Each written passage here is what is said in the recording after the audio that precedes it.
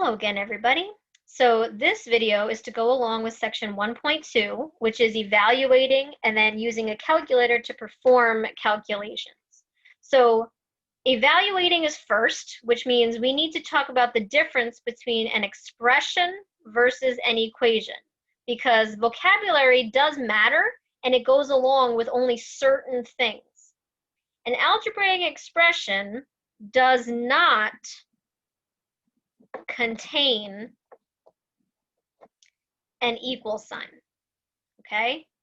And an equation, look at the root word, equate or equal, does contain an equal sign. That is your fundamental difference, okay? That's how you can tell what you're dealing with, whether it's an expression or an equation.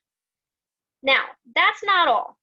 An expression, only two things can be asked for you to do with an expression. Expressions can be evaluated or simplified. And that's it. They can ask you to do one of those two things. They can either ask you to evaluate them or simplify them. An algebraic equation can be solved. And this is important because it's only when there's an equal sign can you use the word solve. Okay, you're not solving anything that doesn't contain an equal sign. When you're dealing with expressions, you can evaluate them. Evaluate means plug in numbers and calculate. Okay? Or you can simplify them, which means get them in simplest form. Okay? Combine like terms, get rid of parentheses. Okay? That's what simplifying means. You should know how to simplify, okay, from previous courses. You should understand what it means to be like terms, okay? I'm not going to be going over that here, all right? So it's assumed that you know how to manipulate algebraic expressions. We are going to go over evaluating them, though, because there are tricks in your graphing calculator, which is what we're going to be looking at. So this is really going to be evaluating expressions, is really what we can call this. All right, in order to do that, there's a few things that we have to talk about in our graphing calculator. So let's look at the graphing calculator. Okay. Now, if you're in something like Desmos or any other calculator, you might have the same features. Okay, I'm not exactly sure. I would have to see what you have. If you want to type in a fraction, make the calculator do fraction work, you can just type it in as division. I'm going to recommend that you put fractions in parentheses just so you can identify them as you're typing them in as fractions. So this would be fraction 1/2, and then I press enter and it tells me what it is. It tells me it's the same thing as 0.5. If I want to turn my answer back into a fraction, my calculator can do that too. I go to this button right here, Math, and the very first choice says frac. So I hit that, and then I press enter. It takes my last answer, and it converts it back into a fraction. So your calculator can do fractions. I already talked to you about the difference between the minus sign and the subtraction sign. Okay, so the negative and the subtraction. Please make sure you're using the appropriate one, because that's going to give you an error. If you divide 0 by anything, you're going to get 0. But if you try to divide with 0 in the denominator, and you saw this when you looked at the domain video, it can't do that. It says error, divide by 0. Okay, it doesn't understand because you're not allowed to divide by 0. Okay, so make sure that you're putting them in the right order. Okay. If you're going to do exponents, that's the caret button. So if I wanted to do 3 squared, I can do 3 caret 2, and then it puts it in the square. If you want to keep typing more operations, make sure that you use the arrow to get out of the exponent. You don't want to keep typing in the exponent, okay? Or you can also do squaring with a shortcut button. This button right here will always just square. So if I wanted to do 3 squared, I could just hit that button and it'll square, okay? So that's how you're going to do exponents, right? And then your square root button for the future, you might have to calculate square roots. That's the second feature on the x squared button. It puts up a square root, and then you can type anything you want inside. Depending on your model calculator, some will open a parentheses in here. You have to make sure to close the parentheses when you are done with whatever's underneath the radical sign, okay, or the square root sign. All right, and then last but not least, there is something called scientific notation. Let's say you had a really tiny number, okay? Your calculator is not going to carry all those digits, okay? It thinks it's ridiculous. So it shortens it to 1.26 e negative 22. The e stands for times 10 raised to. So 1.26 e negative 22 means for us 1.26 times 10 to the negative 22nd power. Okay, this is how you interpret that. This is called scientific notation. It means that we have to make a tiny, tiny number by moving the decimal point back 22 places. Okay, it was a very, very tiny decimal. I can do the same thing for really large numbers. Okay, let's say I had all of these. Notice how the calculator made it 3.6 E21. It's a positive 21 because this was really large. So this is 3.6 times 10 to the 21st power.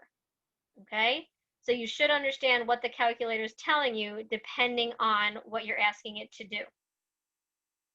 With all that in mind, let's see how we're going to use our calculator to evaluate some expressions. So let's say I have b squared minus 4ac, and I want to evaluate when a is 2, b is negative 5, and c is negative 3. It's asking me to plug these numbers in. I mentioned this saying in previous videos. My little mantra is plug in with parentheses. Okay, believe me, it will make your life easier. So wherever b is, I'm going to put parentheses negative 5. The 2 is on top of the b, so it's not inside the parentheses. It's on top of the parentheses.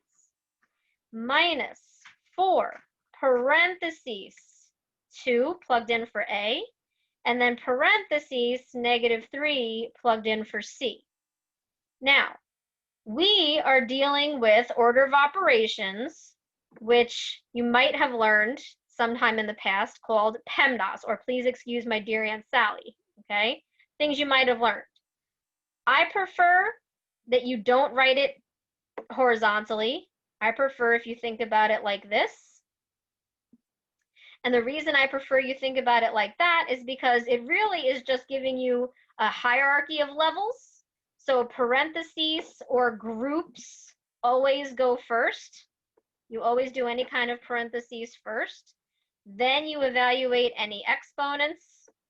Then notice why I put this on the same level. These are interchangeable. So it doesn't matter if it's MD or DM, okay? You're going to do multiplication and division, or you're going to do division and multiplication, whatever order they appear in the problem. Same thing for the A and the S. You're either going to do addition and then subtraction, if that's how they appear, or you're going to do subtraction and then addition, okay? Because these occur in the order that they appear in the problem. This just talks about the different levels. Parentheses do not have to necessarily be visible. They're talking about any obvious groups, okay? So any groups that you would be putting together. Now, this particular class, your textbook, doesn't go into this very much because it does show you how to effectively use your calculator. I'm showing you this because you need to have an intuition for whether the calculator is doing the right thing or not, or if you typed the right thing into your calculator or not. So let's put this directly in our calculator. So here's the calculator. I want parentheses, -5, close parentheses, squared, minus 4, parentheses 2, and then parentheses, -3. I have to do it just like I plugged it in. And then I'm going to hit enter. And I get an answer that's supposed to be 49. Okay? Let's say I forgot parentheses and I put in -5 squared, okay, no parentheses, minus 4 times 2 times -3. Uh-oh, I didn't get the same answer. Why is that? Because my calculator is following PEMDAS. I'm supposed to do exponents before I do signs or subtraction. That's what my calculator thinks I want here. It thinks I want to do 5 squared and then take the minus of it. That's not what I want, okay? So notice how there's a huge difference in the answers here. You have to be smart about what you are telling the calculator to do. So that's why I want to make sure that we're always thinking about the order of operations. There is a big difference between using parentheses and then not using parentheses. So please pay attention to that. Okay.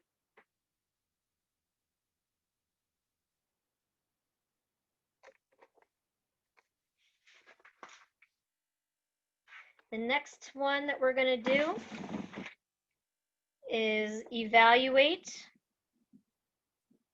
-b over 2a when a is 5 and b is -6. Same thing, plug in with parentheses. -6, okay, over 2 parentheses 5. All right. Now, here's my advice. I personally would not turn to my calculator just yet. I would evaluate the top, which I could do in my calculator if I wanted to, and I would evaluate the bottom separately, okay? So I'm not going to put this whole thing in one shot. Minus minus becomes positive, so that's going to be +6, and 2 times 5 is 10.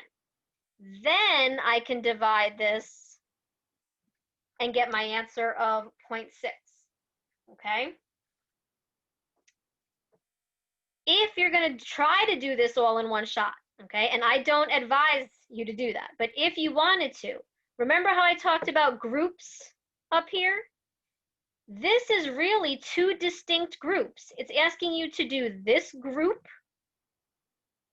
and then it's asking you to do this group, and then divide them, okay? If you don't separate the groups in your calculator, you're gonna get the wrong thing, okay? Watch. If I did 6 divided by 2 times 5, that is way different from saying 6 divided by parentheses 2 times 5. Because again, your calculator is only doing what you tell it. It's doing the order of operations.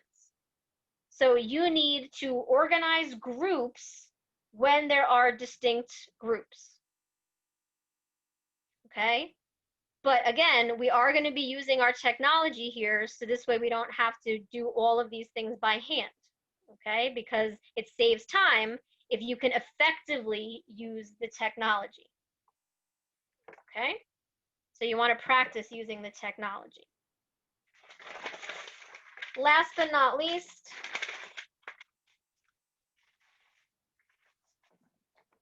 we're going to do what we saw with linears, and we're going to do y2 minus y1 over x2 minus x1. And we want to evaluate when x1 is 7, y1 is -4, x2 is negative 12, and y2 is positive 15. Now, we did an example like this, okay? This is about substitution. Wherever I see x1, I'm going to plug that in. Wherever I see y1, I'm going to plug that in. When it's a positive number, you can get away without parentheses if you feel comfortable, okay? I say plug in with parentheses every time, okay? You could always drop them later when you realize you don't need them. So this is going to be 15 minus negative 4 over negative 12 minus 7. These again are two separate groups, so I'm going to do them separately. But I can put this in my calculator if I feel more comfortable. 15 minus negative 4, minus minus becomes plus. That's 19. Negative 12 minus 7 comes out to be negative 19. And then when I finally divide this, I get negative 1 as my result. Okay? This should look familiar. This is a formula for slope, the change in y over the change in x. We did it in one of the previous videos. So this is how you're going to effectively plug that in, okay? If you wanted to do this all in one shot, remember, your numerator is one group and your denominator is a separate group, okay? You can't just put it in a chain. You have to separate them with parentheses.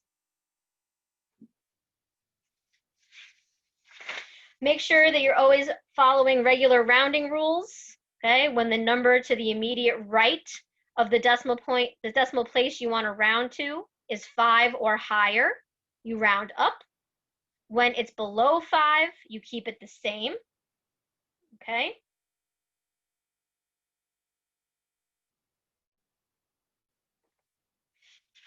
And let's do one scientific notation, and that'll be the end of this video. I want to take negative 5.4 times 10 to the 14th divided by 10.8 times 10 to the 20th. Okay, and I'm going to put this directly in my graphing calculator, or in a calculator. The entire numerator is one thing, so I'm going to put parentheses negative 5.4 times 10 raised to the 14th power.